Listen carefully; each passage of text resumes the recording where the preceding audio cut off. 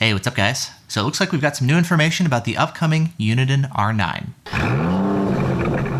Now earlier this morning, Mution just posted on RDF that the FCC information is now available for the R9. We've got some pictures of the unit as well as the manual with a bunch of information about it. Now in short, it's basically a custom installed version of the R7 plus Uniden's new laser jammers. If you take a look at the radar detector itself, the design actually looks pretty similar to the Escort Max CI 360.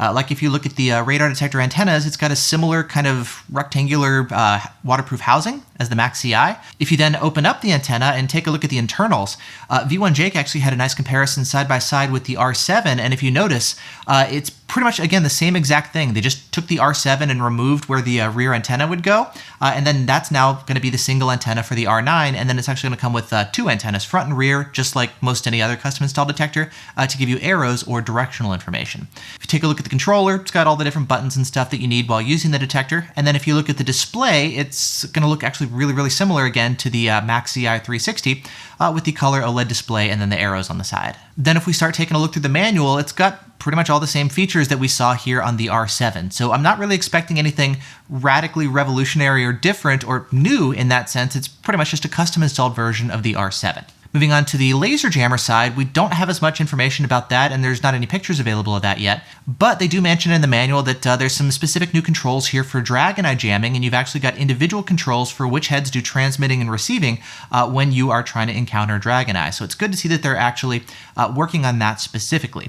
Now that said, the company that actually makes this, Attawave, it's the same company that builds K40's laser jammers, so that's not necessarily the most promising thing ever, considering the K40 jammers are really not that good at all.